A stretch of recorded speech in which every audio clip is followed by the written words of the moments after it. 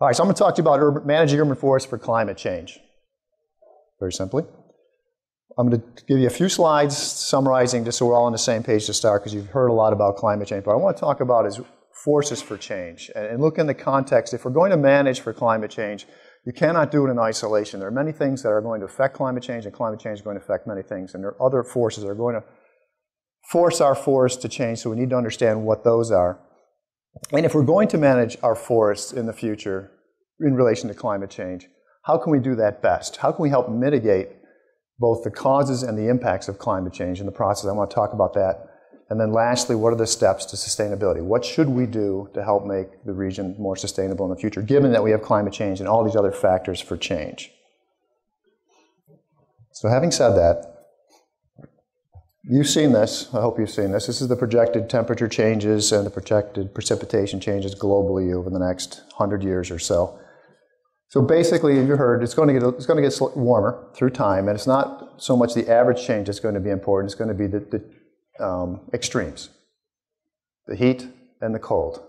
If you don't believe the extremes are important, just walk outside. It's not always going to be warmer. It's going to get colder, and too. It's the extremes that are going to be important. And it's not only the extremes in temperature, it's going to be the extremes in precipitation. If you don't believe me on that one, drive to my mom's house. It's in Buffalo right now. She got 5 feet of snow yesterday and more coming today. It's these precipitation events that either going to go, you're going to have not enough water or you're going to have too much water. So how are we going to deal with that in the future? But on top of that, which I want to talk about, so we have climate change going on. Cities create their own climate. So we're going to have this issue of exacerbated effects within these urban environments because we build cities, and by building cities and putting down concrete and roads and tires and things like that, we create our own climate. And I want to show you just a couple slides on that because that's going to be important, that these impacts are going to be more critical in urban areas because of the urban climate. I don't know if anybody's talked about this. Yes, I'm sorry, I wasn't here yesterday. I was at another meeting. Urban areas create heat islands. Urban areas tend to be warmer than rural areas because we put down impervious surfaces. When the sun's shining on the impervious surface, it absorbs the heat, retains the heat, and re-radiates it back. Cities tend to be warmer than rural areas, particularly just after sunset. The rural areas cool down a lot quicker than the urban areas because we store the heat in these buildings that we put down. On top of that, we create our own heat. We burn fossil fuels, which generates, anytime we burn combustion engines, we create heat. And on top of that, we tend to reduce vegetation. To put buildings in, we take vegetation away. Vegetation evaporates water. Evaporation is a cooling process. So on top of this, we tend to create warmer environments within cities, on average about 1 to 6 degrees centigrade. Not only do we change the temperature in cities, we change precipitation in and around cities. This can go either direction. This is a graphic here of Houston. And downwind from Houston, if the prevailing winds come from the west, we have higher precipitation. Why is that? Again, when we create cities, we put buildings into place, which tends to, when the winds go over the buildings, tends to lift the air. When we lift air, we tend to create precipitation. We also have more pollution in cities, which create the particles for the rain to form on, and the buildings themselves disrupt the airflow. So we have these processes that are warming the environment, which in itself forces the air to rise, which then creates better conditions to produce precipitation downwind. There's also a study in China that showed the loss of vegetation when they built the cities reduced precipitation because you lost the moisture in the atmosphere because you lost the evaporative cooling. So cities not only tending to increase temperatures, they're tending to change precipitation patterns. So what does that mean? If we think that climate change is going to increase temperatures over the next century from 2 to 4 degrees centigrade on average globally, add on top of that, within the cities, another 1 to 6 degrees centigrade. And also changes that are going to be globally in precipitation are going to be exacerbated in and around urban areas because we are changing the environment. So not only are we a cause of climate change globally, we are a cause of change in climate locally within cities. All right. So what does that mean? So we have a change in climate. So environments have always changed. Steve showed this in one of his graphics. Vegetation is going to change. No matter what we do, it's going to change. The question is, what are the forces for change?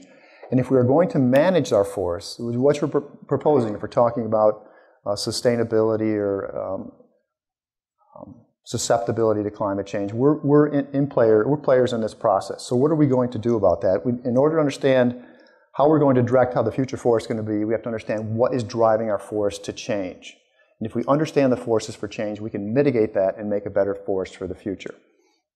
So there are two main drivers for forests that play into this system, particularly in urban areas. They are humans and they are nature. And you can't dismiss either of them because they both interact together. Two rates of change for forests. You're either going to increase canopy cover for the most part, or you're going to decrease it. It is going to change. The forest is not going to be static. If we look in this matrix here, we're going to try to put them into categories to understand what are these forces and how can we manage these forces. So in terms of humans, increasing canopy cover, the most common things that people think about is tree planting. We choose what we want to plant in many areas and what species we want. And that's what we're talking about here. If we're going to make changes in the future, what should these tree plantings be? Where should they be and what species? But on top of that, there's other factors for change that people have on changing tree composition. We facilitate regeneration. We move plants around. We give plants space for generation. What we choose through our management is whether trees can regenerate on their own. One important point here in urban forestry is don't dismiss natural regeneration as a process to create a forest. In the eastern United States, which is heavily forested, the main reason we do not have more vegetation is because we mow. There's always a seed source and there's precipitation available. We're keeping the forest back. As we move into the Midwest regions where moisture is more limited, more grassland areas, it's a different issue because we have to bring moisture and seed sources in to create the forest. But there are points for regeneration, and we facilitate regeneration through our actions. We make species selections, which then bring in invasive species, which affect tree cover. We choose maintenance, which can increase canopy cover, and climate change through species changes can increase canopy cover. How does nature increase canopy cover? That's that natural regeneration. And we need to understand, if you're making management plans for urban areas, you have to take it in the context of what land use you're on and where you are located. Within the United States, tree cover varies regionally. If you're in an area that is naturally forested, tree cover in urban areas averages about 40%. If you're in tree covers that are naturally grassland, such as this area, tree cover averages around 20%. And if you're in areas that are naturally desert, tree cover averages around 10%. So you have to look at the context of what environment you're in. Secondary to that, what land use are you in? Because people have a huge impact on regeneration.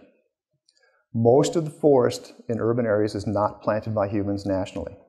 Only about 1 in 3 trees are planted within urban areas. 2 in 3 come from natural regeneration. That's nationally because most of our forests or urban areas tend to be within the forested regions. As we move to more grassland areas or more developed land uses, the probability of planting goes up. So in Los Angeles, about 9 in 10 trees are planted because it's a dry, arid area. In Chicago, 1 in 2 are planted. As you move to land uses that are dominated by humans, say residential land, about 3 in 4 trees are planted. There's still natural regeneration going on. You move to vacant lands, most of that comes through natural regeneration. So you have to understand the context of where these plants are coming from. It depends on where you are nationally and where you are within the context of how much human management is going on. How do we reduce tree cover? We choose to remove trees, mowing, which we talked about, pruning, development. This is a huge impact of forces for change in terms of land development for either removing tree cover or, as you will see in some cases, increasing tree cover. Vandalism, pollution, transport of insects and diseases, and again, climate change. The ones with the asterisk indicate that they're not direct forces. Climate change is not going to change the forest. It's what climate change is going to do, which is maybe create more storms and do other things that's going to impact the forest. And lastly, how does nature do it? Insects and diseases, old age, trees are not going to live forever, fire, storms, drought. What's interesting on this, if you look at 4 of those 5, insects and diseases, fire, storms, and drought, are all going to be affected by climate change. So the past patterns are going to be different than what they are into the future. And we need to understand all these factors, because if we're going to make decisions on how to manage this forest, we have to look at our context of where we are in the landscape and what are the forces that are going to change the forest in the future. Let me show you development.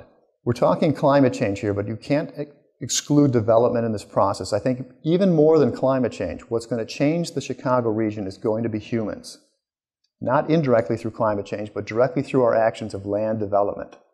And let me show you, we took projections of looking at the past 20 years of growth patterns in the United States and projected that forward based on the amount of urbanization of how much urban land there's going to be in the next 50 years, from 2010 to 2060. And that's what I'm going to show you in the next graphic.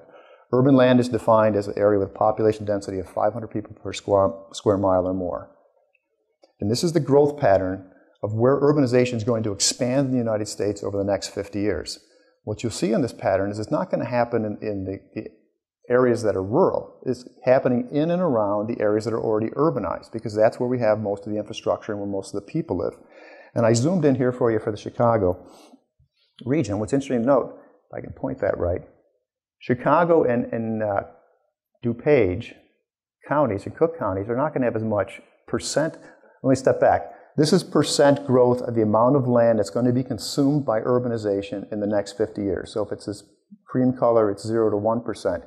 You get to this dark maroon color, greater than 25% of the land area of those counties will be reclassified as urban within the next 50 years. So the dark maroons are the ones with the greatest urban expansion. And as you'll see, as you move out of the fringe away from Cook and DuPage County, it's not in Chicago where the development's going to occur, because they're already near maximum development. It's on the fringe. And if you think climate change is going to have an impact in Kane and McHenry counties, forget that. It's going to be urbanizations that are going to have the impact of expanding. Now the question is, this is a pattern from the past 20 years. Where climate change plays into this is it doesn't mean that patterns from the past 20 years are going to follow forward in the future. If we change our policies on development in relation to climate change, say we want to try and reduce emissions, we pass national standards or things like this, the patterns can change, which will then have an impact. But that means climate change in some facet will impact how we developed our lands if we're trying to mitigate some of these climate change impacts. So development is a huge impact in terms of changes that are going to happen within this region in addition to climate change. And again, as we develop, we go back to this picture here. We're putting houses back in. So where we make decisions in terms of planting trees is going to be different here than if I'm standing in this stand. So again, it's the context of how we develop local sites in terms of maintaining that forest depends on the context of what land use you're in. Is development going to decrease canopy cover? Not always. This is a map of differences between urban and rural tree cover in the United States. We average nationally 35% tree cover in the United States. It's about a little bit over 35% in urban areas, about 34% in rural areas. But it depends on where you are. If we move into the eastern United States, which is more heavily forested, when we create urban land, we have to clear the trees out to put the cities in, therefore canopy cover drops. If you go to these states that are in the green, urbanization actually increases canopy cover. Because what we're doing is moving the development into areas that are grasslands or deserts, and therefore we have to bring the trees in. So the expansion of urbanization in and around the Chicago region will likely increase canopy cover because we're going to be moving plants into areas that were naturally grasslands. On top of that, you often make decisions not only on development and on climate change, but on the changing patterns of insects and diseases. You all know about emerald ash borer, Asian longhorn beetle. These are other players that play into the choice of what decisions we need to make over the coming years and trying to sustain the forest for the future. Having said that, let's summarize this point.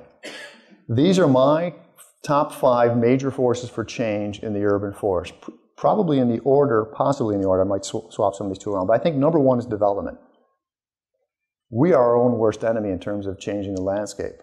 And then we have secondary effects which affect climate change, insects and diseases, invasive species that we bring in, and lastly, fire. These are going to be dominant forces that can influence the landscape. Now, development is not necessarily going to decrease canopy cover. It may create new landscapes for more canopy cover, depending on where you are, but it's going to shift the species composition. Climate change, as you've been hearing about the last day or so, it's going to change species shifts and also changes in tree health, and it's these extreme events, the storms that we're going to have to deal with, which can be catastrophic at certain periods of time. Insects and diseases, there's a feedback. As we heard earlier this morning when Nicole was talking on our summary, some insects might do better, some might do worse, but they're still going to be here, and we're going to have to deal with that. And then invasive species shifts. Again, their invasiveness might change as the climates change, and also fire, which is probably more of a Western issue, but still an issue that we have to deal with nationally. All right, having said that, let's move more directly into urban forestry. And how do we, if we are going to manage the forest for the future, is not only about sustaining the health of the forest and keeping the forest viable for the next population, it's also how do we manage to optimize the benefits that people can receive. Because if we're in urban forest, we're developing forest in and around people. And these trees provide numerous ecosystem services that you can see on the list there that provide benefits to society. The ones in yellow are the ones that are related to climate change. So if climates are going to get warmer, the idea is to design forests that will cool the environment, therefore protecting human health. If we were worried about heat waves and all the problems that are exacerbated through warmer temperatures, forests can actually cool the temperature down. They can shade buildings, they can evaporate water. So we need to be smart in our decisions of how we design the forest, not only about what species, but where and the locations. We'll talk a little bit about this greenhouse gas reduction and building energy conservation. But as you do this, next I'm going to talk about specifically how do we design for climate change and the issues of how forestry plays into this. But we don't want to be so myopic and design plans just for climate change. We have to understand that there are water issues that people have talked about earlier, air quality issues, all sorts of other factors that these forests play into at no additional cost. We want to optimize the designs for the maximum benefits for society. So how do trees affect climate change? So if we're going to design to protect against climate change, we're also going to design to mitigate against climate change. If the problem with climate change is we're emitting carbon dioxide into the atmosphere, trees sequester carbon as they grow. So one of the direct benefits that is the most easy to see, of any benefit that you can see from urban forests, this is the one you can actually see, because as the tree gets bigger, half of the dry weight of that tree comes from carbon from the atmosphere. So you can see the tree accumulating carbon dioxide in the form of carbon if it's getting bigger. On the other side, when the tree dies and gets smaller and decomposes, that carbon goes back to the atmosphere. So we have a cycling of carbon that's important to understand, because we cannot necessarily plant our way out of this solution. On top of that, so you have direct sequestration and direct impacts on carbon dioxide in the atmosphere. You have secondary effects of altering the climate and emissions that are produced through a change due to our climate. So if it gets warmer, we tend to run our air conditioners more. What happens when we run our air conditioners more? We need more power from the power plants. What do the power plants do? They put emissions back to the atmosphere, particularly if they're burning coal or fossil fuels. So we have secondary effects. By cooling our city, we can reduce energy use, which is the primary culprit of what's going on here, is taking carbon that's been locked up in the soils and burning it through our fuels, either automobiles through gasoline or burning it from power plants, releasing that carbon that's been locked in a liquid or solid state through coal or natural gas, and it goes to the atmosphere. Trees, on the other hand, as they grow, take that carbon back out of the atmosphere and store it back to a solid state. But they can only do that temporarily because they only live for a certain period of time. And that's what I want to talk about. Sequestration. There's storage and sequestration. Storage is the amount of carbon that is in the tree at the current state of time. Big trees store more carbon than small trees. You can see it. You can just look at the carbon in the tree. Sequestration is the rate of removal. And these are both important factors. So on average, per acre of canopy cover in the United States, we average about 200 trees per acre. Stored in those 200 trees is about 34 tons of carbon per acre of cover. What's important about storage is that's the amount of carbon that can be lost if we don't manage that forest, or if that forest goes away. Because if those trees die or are taken up by development and they're burned or decomposed, that carbon goes back to the atmosphere. So part of the process of climate change is to reduce the carbon. What we want to do is keep the carbon stored in a solid state as long as possible. So that's storage. Sequestration is the growth rate. So each year, that amount of carbon that is stored in the forest gets larger because the trees grow bigger. So the idea of having more forests that are healthy to grow, and sustaining that canopy cover is very important. So those are just average numbers across the United States within urban forests. So we're sequestering about 1.2 tons of carbon per acre of cover per year, and that's taking it out of the atmosphere. And that's important because that's helped mitigating the impact or cause of climate change, which is carbon dioxide. One of the causes is carbon dioxide emissions. The numbers vary depending on where you are. You can see here Chicago. It's the average density of carbon stored per acre of cover. It's a little bit lower than some other cities. The numbers vary locally depending on, because it's per acre of canopy cover, it varies depending on the density of the trees and the size of the trees. So if I have a very dense stands of large trees, which are difficult to maintain, that would have the most carbon storage because you have a lot of carbon packed into that acre of trees. If you have a very young forest and the trees are spaced out per acre of cover, the carbon density tends to go down. But what's important to this is density, so number of trees per unit area, and the size of the trees. One tree does not equal one tree in this process. Large trees are much more significant than small trees in terms of their carbon impact and in terms of their impact on the environment. A large tree stores about 1,000 times more carbon than a small tree. So all trees are not equal in this process. And I heard earlier today, I think when Nicole was talking about some of the designs for storm is to go to small trees. Well, at the same time, if we move to small trees to avoid the damage from the storms, we're also giving up that carbon potential of sequestration because small trees cannot do as much as large trees can. Large trees are very important in the process in terms of environmental services. Nationwide, we have about 700 million tons of carbon stored in our urban forests. That's the amount that can go back into the atmosphere. It's a value of about $50 billion of storage that's currently held within our urban forests. We remove about 28 million tons of carbon per year. That's worth about $2 billion to society in terms of avoided climate change costs. So it's a significant resource nationally. So we have these forests that are storing carbon. You're going to be designing these species to plant. And I ask you, when you choose which is the most adapted species, size makes a difference in this process. The other thing that makes a difference in this process is lifespan. That's what we need to understand in terms of this carbon argument. Let me go through this with you because, again, the carbon within the forest is not permanently stored. It's temporarily stored during the process as the tree grows. But that carbon will go back to the atmosphere for the most part when that tree dies. So follow my story here, if you can. This is the issue of, can we plant our way out of this process? The answer is no, and let me show you why. This is a graphic of carbon storage through time. Let's say I plant one tree. So what you have is it starts to grow. This is the lifespan along the x-axis, and as a tree gets bigger, it stores more carbon. Okay, so bigger trees, the higher that, it will go up on the y-axis. So bigger trees might be up here, more long-lived trees might be out here where it grows. Okay? So the height is based on size of the tree, and the length is based on lifespan. This is important in the process. So now I plant my one tree in my backyard, or let's say it's a street tree pit, and I plant the tree, and now the tree dies.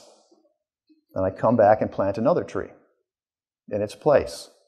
Am I gaining any carbon in this process?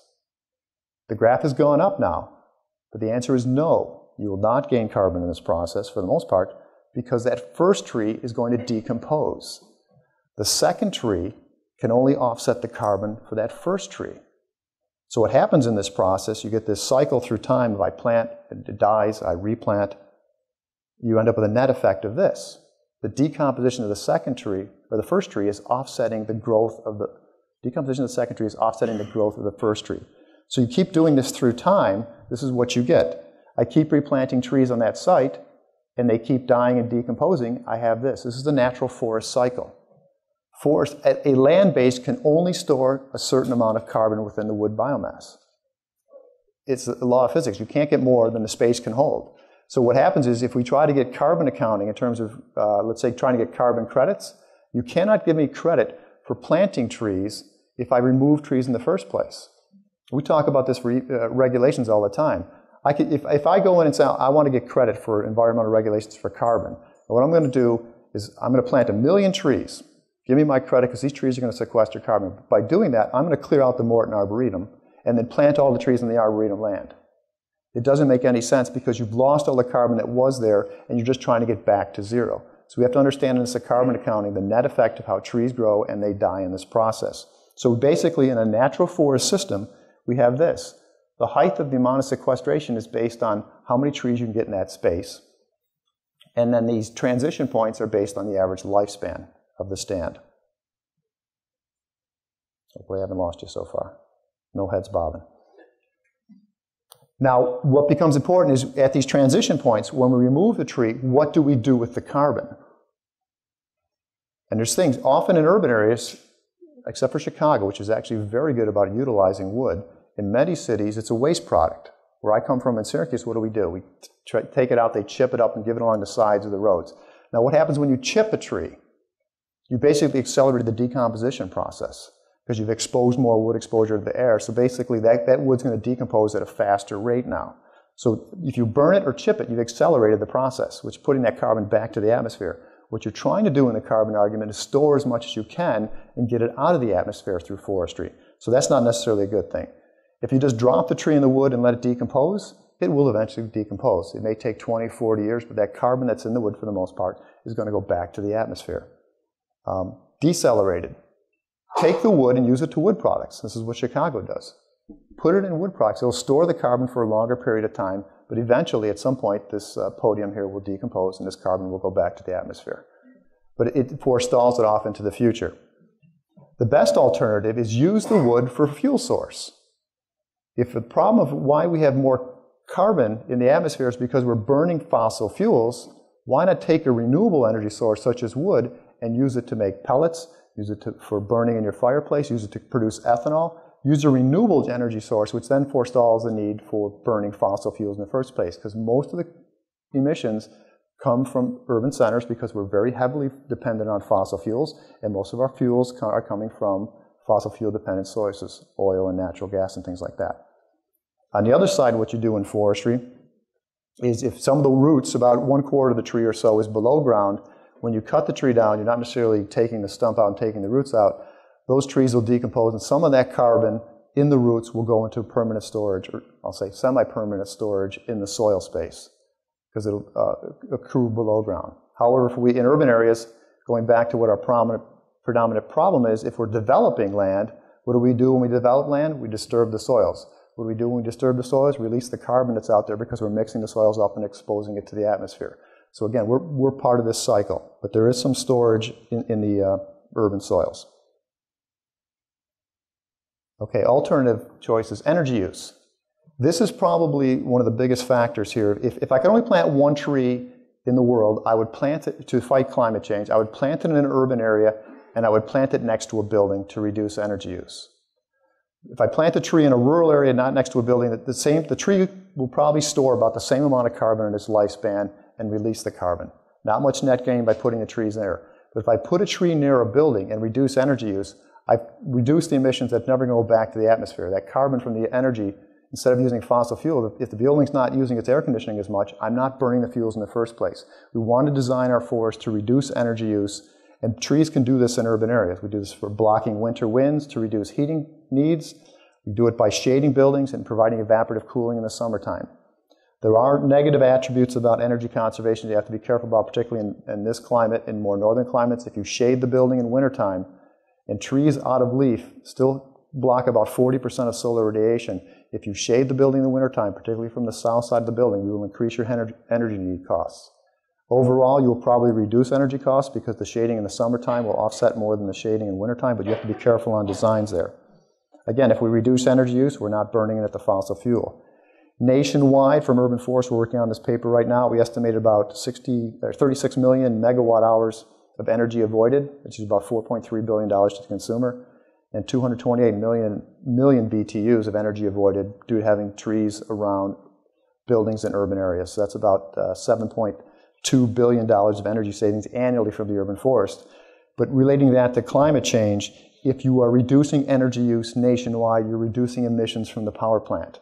Not only carbon emissions, but you're also reducing other air pollutants. And that's what this graphic is looking at, avoided emissions and their value. So another $1.7 billion per year in terms of avoided emissions impacts, and the biggest impact in terms of tons and secondary to fine particulate matter and dollar values is the reducing of carbon dioxide. If we don't burn the fuel in the first place, we avoid the emissions, and that's the key point. Going back to humans now in this process, what we do, not only in the choices of what species to plant and where we're going to plant, but how we maintain the forest is very important in this process. Go back to this graphic. This was the natural forest system. So basically we have this cycle that goes through time. What happens is when people come in and maintain the system, we pull that line down. In this graphic, there is no maintenance and no fossil fuels to maintain the forest, so the slope is at zero. As we maintain, what I mean by maintain is we're burning fossil fuels to maintain the forest. We drive cars, we use chippers, we use chainsaws. Anything that's burning fuels is producing carbon to maintain the forest to take the carbon out. So in the long run, particularly for heavily maintained cities, you will eventually burn more carbon than that forest can take out. It may happen many years in the future, but if you constantly are burning fossil fuels to sustain that forest, in the carbon cycle, you will eventually burn more carbon than that forest can ever hold in that one piece of land. And that's what this graphic is showing. The slope of this graph is the maintenance. This is how many times I have to drive my car. The key points are at transitions. So when that tree dies, that's where most of the carbon is burned, because what happens is I have to go remove the tree, so I drive out there, cut the tree, chip it up, get it off site, plant a new tree. There's a big pulse of carbon and energy to transition that tree to the next generation. And that's what's important in this process. The more we have this slope go down, which means the shorter the interval for these pulses when the tree dies, the more we're going to be burning fossil fuels. And also what we choose to do. If I use a leaf blower versus a rake, the leaf blower is going to produce much more carbon dioxide emissions than a rake. So our choices that we make as managers are important in this carbon cycle.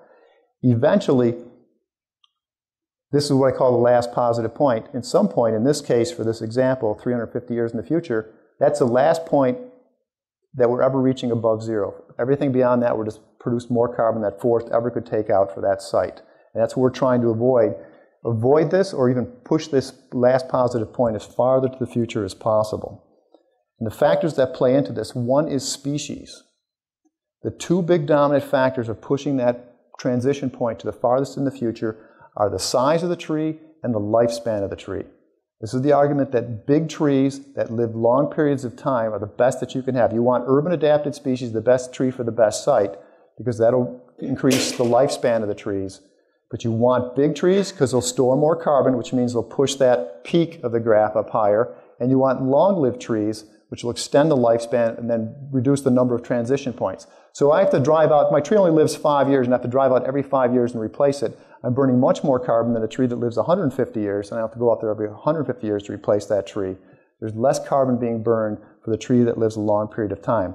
So you can see sweet gum, the transition point is going to be about 760 years in the future, but if you go down to river birch, which is shorter lifespan, less carbon being stored, it's 60 years. So species selection, not only what's going to be adapted to the future, but what can take out the most carbon and do the most environmental benefits is dependent on lifespan and survivability. This is the issue of lifespan also. On average, the tree has to live between 5 and 10 years, if for like a street tree environment, before it even gets back to zero. For all the carbon that was used to produce and put that carbon into, or put that tree into the site, it has to live at least 7 years to sequester that carbon back. So if you're putting out trees with lifespan less than, say, 10 years, you're burning more carbon than that site's ever going to take out, because the tree hasn't lived long enough to even be able to become beneficial, because there's a big cost of carbon and energy and money to put that tree in the ground in the first place. Huge difference between 5 years or 10 years even, a 10-year point in the future versus living to 100 years. It puts 2,000 years in the future, that last positive point. So lifespan is critical. And I show you this so when you make species selections, you can make hopefully intelligent choices of understanding it's not just about climate change, and it's not just about which tree, but which among many trees will do the best for you in the future. So last part here, steps to sustainability. What should we do? And Chris talked about this, is similar to his graphic in terms of the cycle. Step one, if you're going to maintain a forest for a region, you have to know what you have. You have to take stock of your inventory. It's very difficult to manage a grocery store if you don't know what's on your shelf. It's very difficult to manage urban forestry. You have no clue what's out there.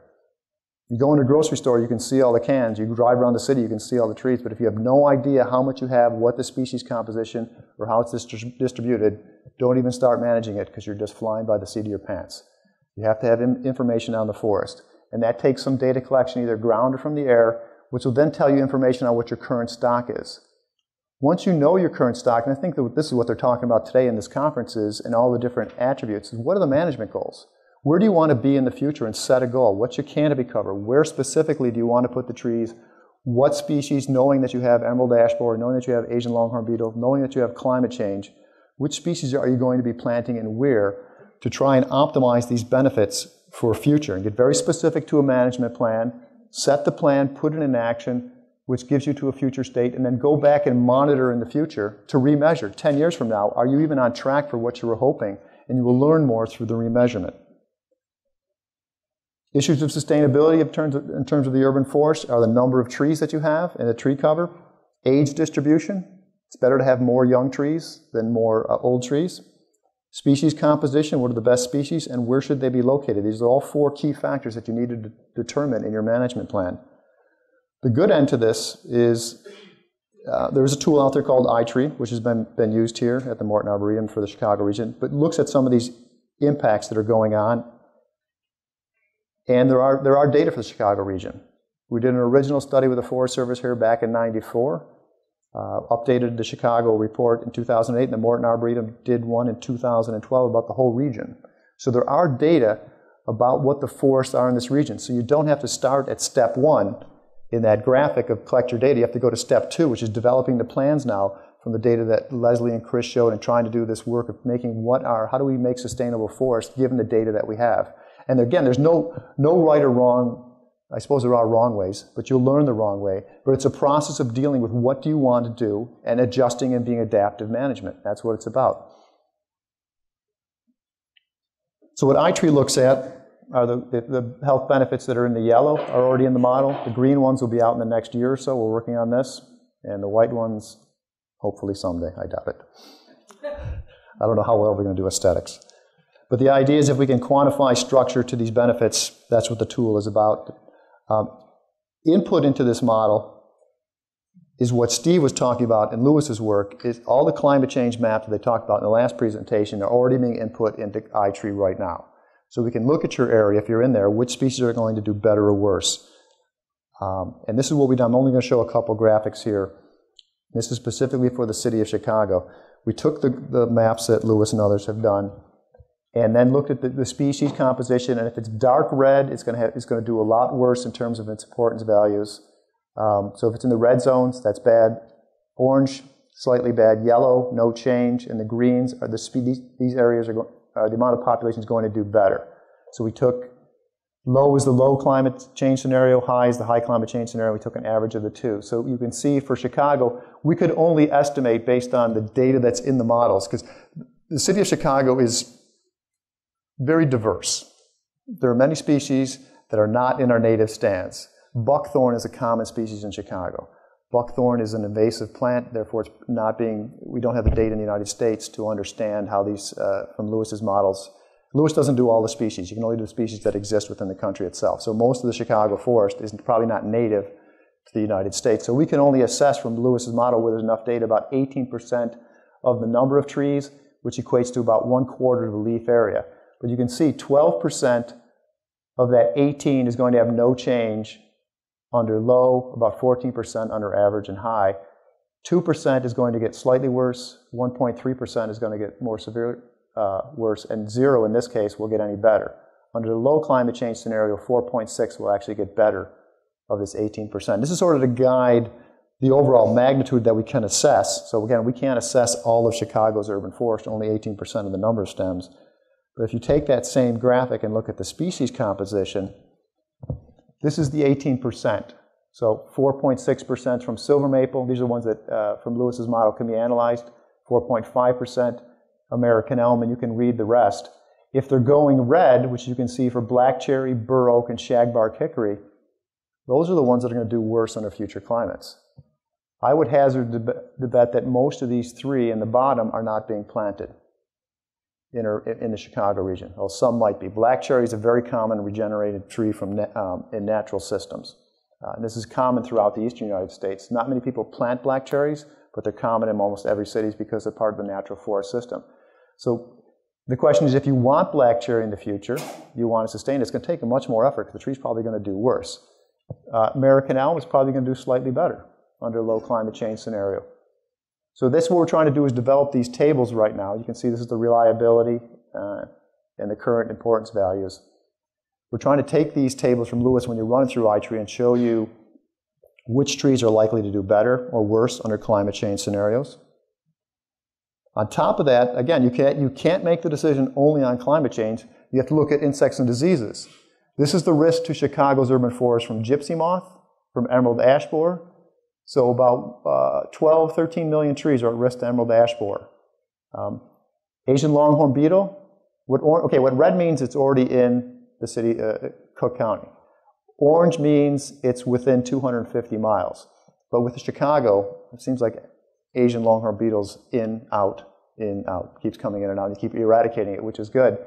But the reason you want to eradicate it is because you're talking about 40 million trees that are susceptible to Asian longhorn beetle versus maybe some of these other ones over here, beech bark disease, you don't have to worry about it. So what we're trying to do is look at the composition of the forest that's at risk to these insects and then what species are at risk also. So if you're at risk to emerald ash borer, in the iTree tables, ash should be one species that will be rated as red and not to be planted in the future. So which trees are going to do better and worse under climate change? Which are going to do better or worse under projected insects and diseases that are going to attack the forest? All these pieces play together in making a management plan. I think this is my last slide here. So management recommendations, outside of collecting the data and making the management plan, what I would recommend is trying to maintain the healthy trees that you have, keep the carbon stored in the forest that's already there, or indeed enhance the forest by planting more trees if you want to do that. If you're going to plant trees, plant long-lived species that are adapted to the site versus short-lived species to forestall the carbon and carbon inputs into the system. Use low-maintenance urban adapted species. You want to reduce the fossil fuel use. You want trees adapted to the site. Again, we are part of this system. If we are maintaining the trees, we are burning fossil fuels, which gets to the point 5 is minimize fossil fuel use. Consider projected climate change and insects. The last couple slides I was talking about. If you're making species selections for the next generation, look at what the next future is going to look like 20 years in the future and make some species shifts now to try and avoid that. It may not be a perfect system. You're trying to outguess what's going to happen in the future, and you may be wrong, but you may be right. But you know emerald ash borer is coming in, so ash is not a smart change. Black cherry is probably going to do worse in the future. Take this information and use it to make management guides. Plant trees in energy-conserving locations and use the wood for energy. Use the trees to reduce the problem in the first place, reduce fossil fuel use by designing a smart forest to reduce energy use. And provide trees ample water. If you want to cool the effects of climate change and cool your city, the trees have to have water, not only to be healthy, but it actually provides the evaporative cooling. So with that, climate change and other factors are coming to your region. And the decisions you make in the coming years will impact what the future generation is going to be affected by climate change.